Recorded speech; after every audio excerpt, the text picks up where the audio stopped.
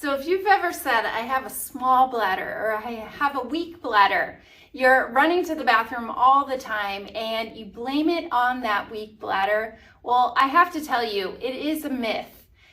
Commonly, women say this, that they just blame their bladder problem on something they were born with or something they developed over time because of age, because of childbirth.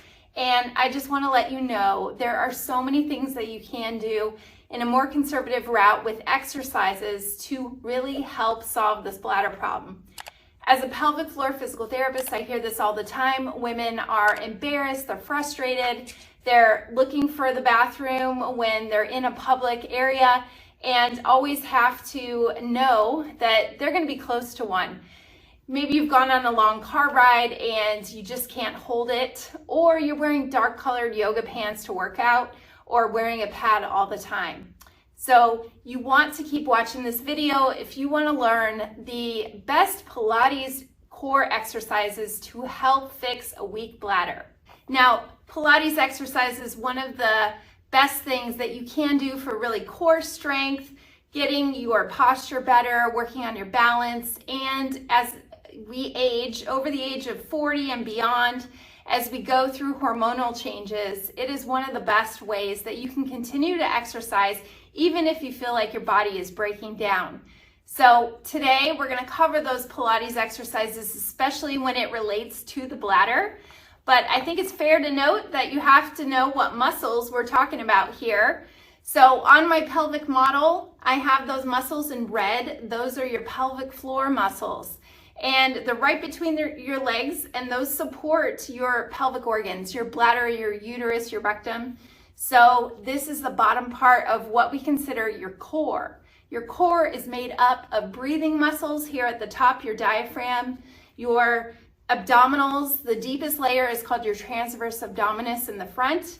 Your back muscles, your multifidus, it connects to your spine and stabilizes your back.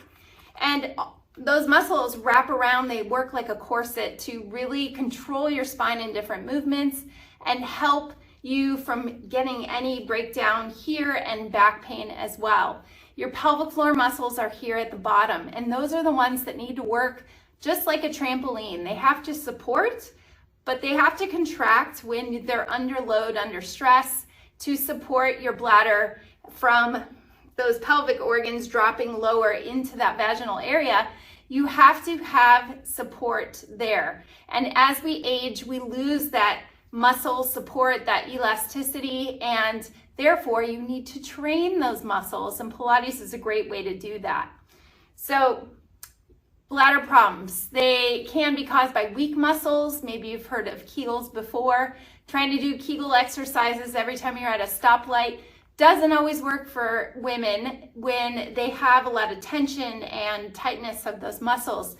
When you're contracting over and over, you want to learn how to let them go, but also how to contract. So some women I work with, they do truly need to work on Kegel exercises and strengthening, and other women need to work more on the breathing and letting go of those muscles. I have a great video I just filmed about 5 yoga poses that can help you fix a weak bladder. If you are dealing with this issue, not only do you have to watch this video, but go back to that one afterward and do both, because the yoga exercises and the Pilates exercises are going to give you the best of both worlds to be able to heal this area and get those muscles doing what they should. Now, I'm going to go through my favorite Pilates mat-based exercises. There's also Pilates equipment. If you've ever seen a Pilates studio, which I'm in right now, ours at level 4 PT and Pilates in Encinitas, California. We have Pilates reformers. They have springs. They use resistance. You really can get a great workout with your whole body.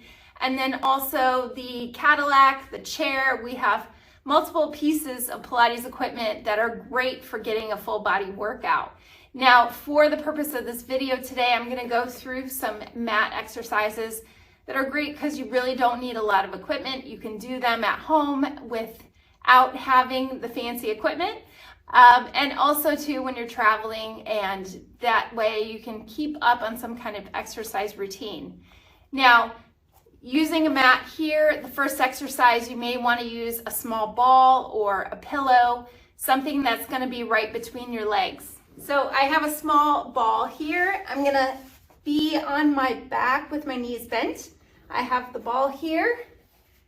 And breathing is very important in Pilates. So you want to think of taking an inhale, you stay relaxed, and as you exhale, you're going to squeeze that ball and you're going to lift your hips up, drawing your navel in toward your spine. And at the same time, you can think of, as you're squeezing that ball, you're working those pelvic floor muscles that connect and support your bladder.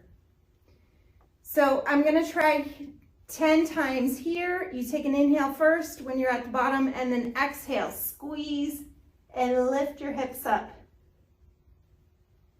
And repeat that. Now it's important to note, if you have pain or discomfort with any of these exercises I give, then you want to stop and talk to your doctor first. Don't go on with this series because you may have another issue that you want to get checked out first. So the Pilates bridge exercise, that is the first one on my list for one of the best Pilates core exercises to do to help a weak bladder. The next one is called a knee fallout. So I'm going to be in the same position, and here's where you're really going to connect to those core and lower abdominal muscles here. So you want to place your hands over your hip bones. You feel those hip bones right there in the front.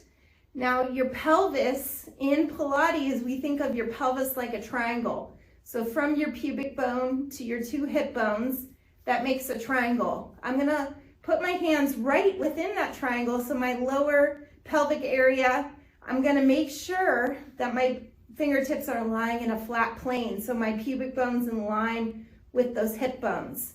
As I take an inhale, I'm gonna stay relaxed, and then exhale, draw those muscles in that you can feel right under your fingertips there, your lower belly. And you're gonna pull those in on your exhale. So I'm gonna inhale, release, and then exhale, contract. All I'm doing is a little isolated contraction in that area. You can repeat that 5 or 10 times, just get it down. And then I'm going to add a knee fallout, meaning I'm gonna drop one knee to the side, and then I'm going to bring it back in. Then I'm going to drop the other knee to the side and then bring it back in. Sounds very basic, but the goal is not to let your pelvis wiggle side to side.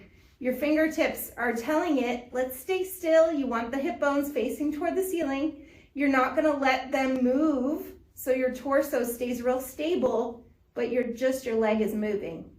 That's going to work on stabilizing and controlling those deep core muscles there.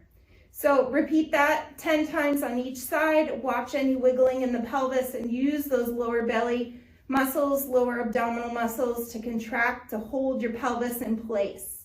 The next exercise is a side plank. I like to give a modified version first. If you've never done this before, it's going to be with your knees stacked on top of each other. Your knees are bent and your elbow is down on the mat. I have my shoulder right over my elbow, and I'm going to lift my hips up from here. So if this is already difficult to get your hips off the ground from here, then you're just going to use that as your side plank exercise. The goal is not to push out and bear down and push out through your pelvis or through your belly. You want to think of drawing in those muscles, but still enough that you could count to 10, or you can still breathe. So you don't want to hold your breath when you do any of these exercises. If that seems to be fairly basic to you, you can add on a leg lift. So you're going to lift your hips up. I'm in my side plank. I'm going to straighten one leg. And every time I exhale, I'm going to lift and lower that top leg. And I'm drawing the belly button in toward my spine. So that can make it a little more difficult. What you're doing here is really working those core muscles. You're isolating one side of your hip, and you're working the hip that's lifting at the same time. All those muscles help control everything that has to do with your bladder control, because those muscles are really working through your outer hips and through your abdominals, especially with the breathing. That's really training your core to work. Then the last exercise I'm going to show you, a Pilates mat exercise that really helps with the core and the back muscles and also your glutes too. It's called the bird dog exercise. Different people call it different things in Pilates, but my shoulders are right over my hands and my knees are right under my hips. As you can see, my back is going to stay flat like a tabletop. You don't want to arch your back up and you don't want to let your belly button sink toward the floor. You want to stay in a nice neutral position in your back. I'm going to use my breathing again. So as I inhale, I stay here, and I exhale, I draw the navel in toward my spine, and I'm going to extend my opposite arm and leg. I'm just going to hold for a second or two, and then I'm going to switch and then bring it back in. So it's important to note that when you're doing the work, that's when you want to exhale. That's going to have you engage those muscles even more on your exhale, which is the purpose of really helping your bladder control. You're working those supportive muscles all down there through your pelvis and your lower abdominals, really supporting your core. Now, I think those 4 are my top 4 that I would give to someone who's never done Pilates before. Pretty basic, but you can work your way up to making it more difficult by adding more reps or holding a little bit longer. Breathing is the #1 most important thing when you're doing them, and keeping good form. And like I mentioned before, if you have pain or discomfort or can't get in any of those positions, then please stop this video and talk to your doctor first before starting any kind of exercise program. But which Pilates exercise are you going to try first? Comment below and let me know. Maybe you've done some of these before, but you're going to add a new one. I love to help women solve these embarrassing and frustrating issues because we all go through it at certain times in our life, and they're very treatable with these types of exercises and guidance. So if you haven't subscribed already, then subscribe to Level 4 Women's Health. We have a lot of great content to help you, Pilates videos and other women's health topics.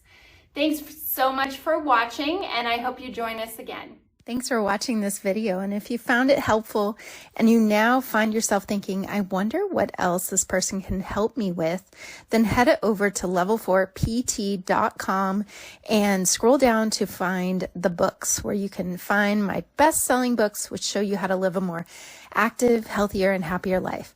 Or send an email to the team at level4pt.com to ask how we can help you accelerate your recovery. And by the way, if you know anyone who would find this information helpful, please share this video out. Thanks so much.